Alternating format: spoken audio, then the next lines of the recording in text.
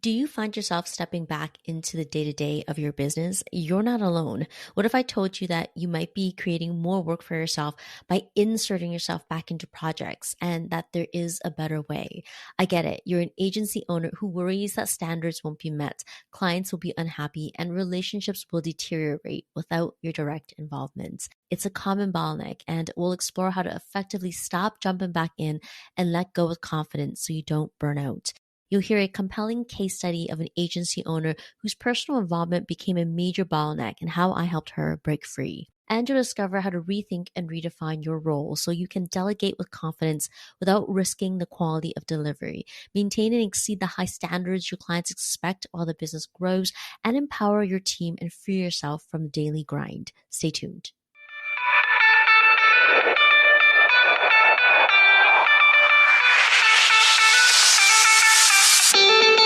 Welcome to the Small But Mighty Agency Podcast. If you're a marketer, a consultant, or a creative who's on the journey of growing from solopreneur to agency owner, follow along because I pull back the curtains on the realities of growing and running a scalable service-based business and building a lean team. I'm your host, Audrey Joy Kwan. I know what it takes to build an agency. Whether it's from solo to 3, 5, or 20, I've done it, including supporting an agency owner to sell and exit.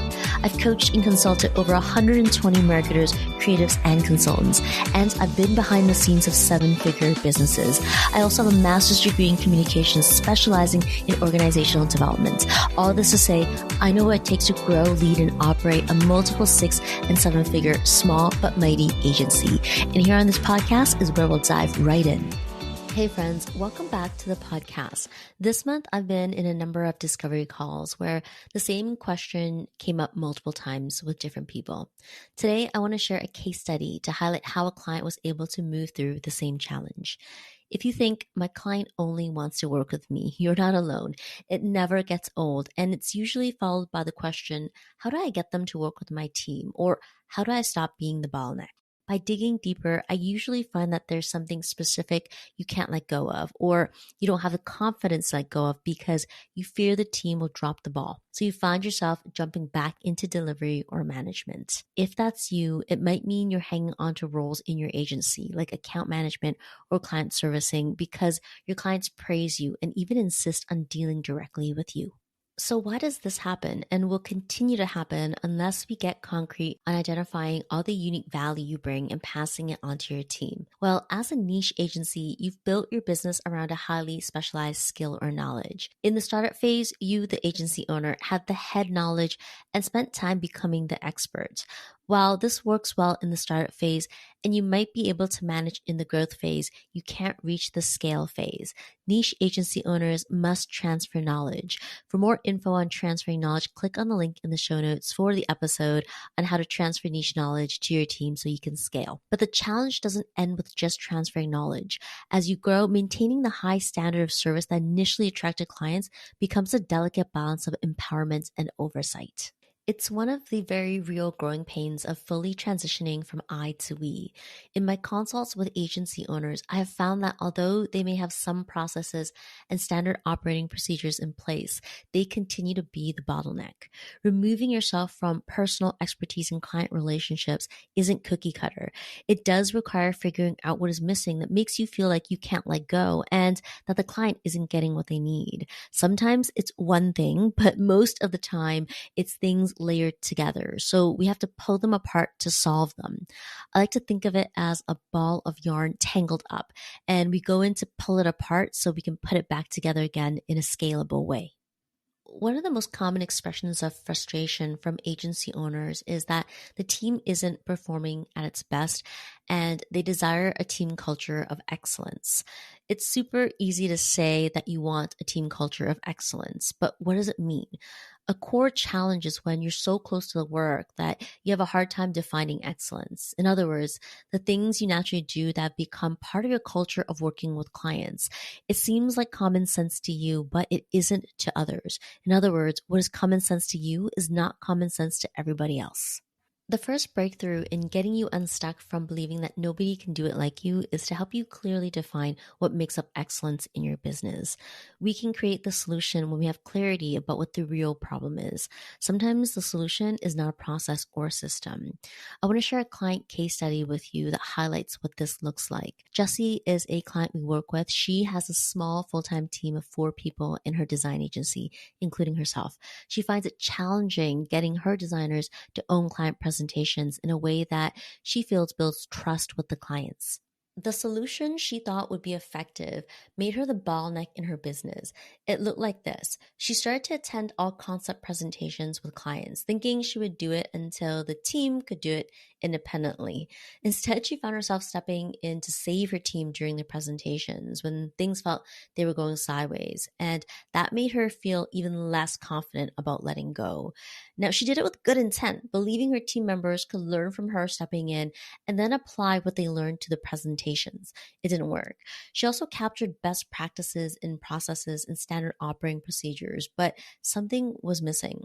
The team could follow a document, but Jessie was still unable to let go because she felt the presentations were missing the excellence factor. She felt stuck and drained. Jessie was making herself the bottleneck and getting tangled up in solutions that created more work.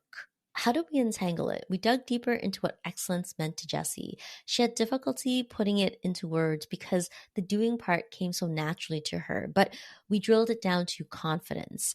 And then we looked at her team's strengths and recognized they were highly introverted. Of course, we can't solve confidence with a handbook. So to help our agency owner get out of being the bottleneck, we set a KPI or key performance indicator for the quarter to increase the confidence levels of her team by 50%. The KPI would ultimately give her back more bandwidth and strategically lead to a more scalable business because she would gain back time in her business growth activities. Once we had the KPI, we identified the strategy to support the KPI. No, it wasn't a talking head teaching or training on being more confident in presentations. That would have been a service level approach, nowhere near the core of the challenge. We suggested holding a safe space for team members to practice real life presentations. For 3 months, the designers would meet for 60 minutes each week. And in a weekly rotation, each team member would present client work to each other. Each team member used a safe platform, in this case, the meeting space, to practice presenting real life work and then receive open feedback and comments from other team members. Jessie's role was to facilitate. She didn't have to prepare teachings or presentations. In fact, she was encouraged not to own the speaking in the sessions, but to give space for a team to provide feedback. The support the team actually needed versus what the business owner thought they needed was a lot less work. It saved her time and gave her peace of mind. Before the 3 months were up, Jessie received feedback from clients that her team was providing concept presentations that were better than hers, music to her ears. Now, let me recap by breaking down the 6 steps. It looks like this. Number 1, we analyzed the challenge to understand the real problem and then named the challenge. The more concise you are, the better your solution will be. In our client's example, the challenge is one word: confidence. Number 2, we clarified what solutions gets to the root and is sticky. In other words, it creates lasting change. In our client's example, the lasting change comes from practice. Number 3, we identified the container that will support the solution. In our client's example, the container is a safe meeting where they can openly mess up without judgment. Number 4, we ensure that the container doesn't add unnecessary work to already busy plates. In our client's example, we asked team members to present using actual presentations that had to be shared that same week. Number 5, communicating the return on time investment. In our client example, team members owned showing up for their turn, ready to present, and in return, they gained practice, confidence, and a safe place to make mistakes. And last but not least, number 6, providing the opportunity for people to own the solution. In our client example, we asked the owner to facilitate instead of lead. Facilitate means that she sets the agenda, but the team owns the talking. During feedback, it meant less feedback from the owner and instead encouraging the team to speak and provide input, even if it meant being okay with extended silence or calling on someone to share. By consistently investing 60 minutes each week for 3 months, Jesse learned to let go strategically while providing the real tools the team needed to succeed. It's true that there will never be another you, but it's false that someone else can't be excellent at the things you think you can't let go of. Sometimes it's about making the right hire, and other times it's about helping others get there. Bottleneck situations come in different shapes and sizes, and yours will look different than this client's example. But from my experience, there is a solution. You might be too close to it to see it, and we can help. If you need support untangling yourself from being the bottleneck of your business, let's connect. Let's help you grow a business that doesn't have you stuck in the day-to-day. You know where to find me. Click on the link in the show notes. Thanks for joining me, friends. I'll see you on the next one. Hey there. Thanks for hanging out with me at the Small But Mighty Agency podcast. If you enjoyed this episode, it would mean the world to me if you hit the follow or subscribe button in your podcast app and share it with a friend. I'll see you on the next one.